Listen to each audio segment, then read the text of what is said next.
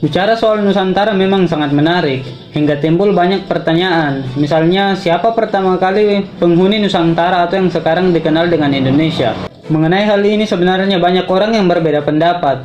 Namun dari beberapa sumber yang saya dapat, sebenarnya dalam catatan sejarah pada awalnya Nusantara ini tidak bertuan.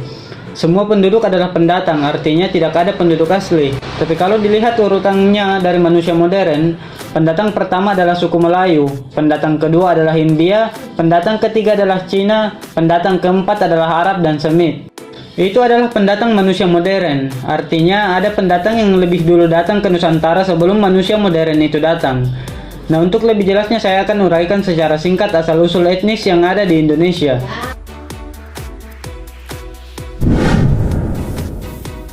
Pendatang pertama adalah Homo erectus yang melakukan migrasi panjang dari Afrika sekitar 1,8 juta tahun yang lalu. Homo erectus inilah penduduk yang paling lama tinggal di Nusantara, yaitu sekitar 1,5 sampai 1,7 juta tahun. Mereka awalnya bermukim di Nusa Tenggara Timur, tepatnya di Pulau Flores. Pendatang kedua adalah Homo sapiens atau manusia modern yang juga berasal dari Afrika, di mana menurut catatan yang ada mereka datang dua gelombang.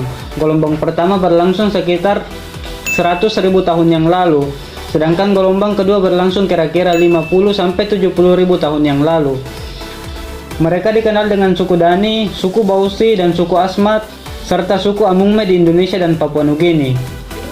Dari persebaran ini, diduga kuat bahwa hampir seluruh daerah paparan Sunda dan Sahul atau mencakup seluruh wilayah Indonesia sempat dihuni oleh orang-orang berciri melanosoid.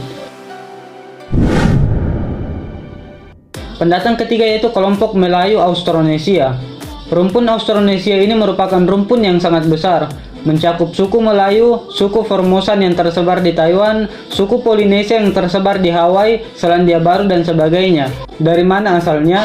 Semenjak tahun 2000 sebelum Masehi sampai dengan tahun 500 sebelum Masehi, atau dari zaman batu Neolitikum hingga zaman perunggu, telah terjadi migrasi penduduk purba dari wilayah Yunan yang sekarang dikenal dengan Cina Selatan. Mereka bermigrasi ke daerah di Asia bagian selatan, termasuk daerah kepulauan Indonesia.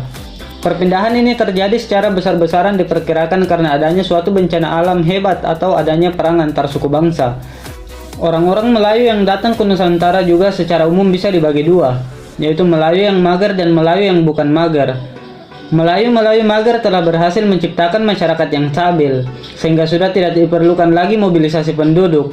Keturunan Melayu golongan pertama ini bisa kita lihat pada suku Nias di Pulau Nias dan suku Dayak di pedalaman Kalimantan, yang juga biasa disebut sebagai Proto-Melayu. Melayu yang kedua adalah Melayu bukan mager, adalah golongan Melayu yang karena alasan tertentu misalnya kondisi geografis, kondisi iklim, bencana, dan lain-lain, sehingga merasa perlu untuk terus berpindah tempat sekaligus berinteraksi dengan kelompok lain di sekitarnya, sehingga memungkinkan adanya percampuran budaya, bahasa, serta gen.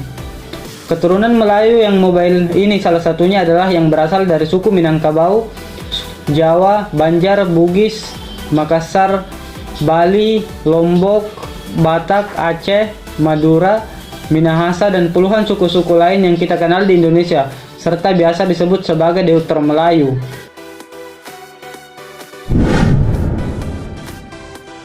Pendatang keempat adalah Sino-Tibetan, Dravidian, dan etnis Semitik.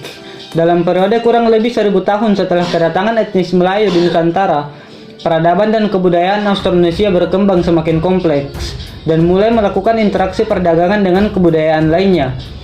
Ternyata interaksi perdagangan sekelompok masyarakat Austronesia di Nusantara ini berkembang menjadi sangat ramai. Sampai akhirnya Nusantara ini mengundang kedatangan banyak pedagang dari peradaban luar.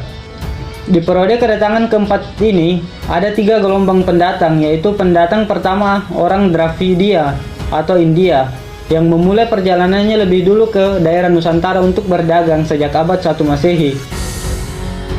Sedangkan pendatang kedua yaitu Sino-Tibetan atau Cina dan Tionghoa.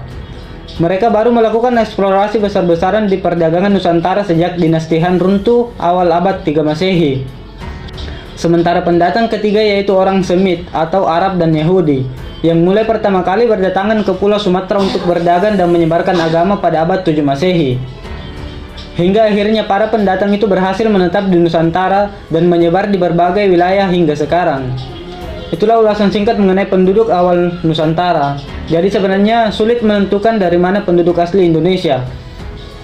Hal yang paling harus dilakukan adalah dengan menjaga Nusantara atau negara Indonesia ini dengan semboyan Bhinneka Tunggal Ika yang telah digaungkan oleh para pendiri bangsa.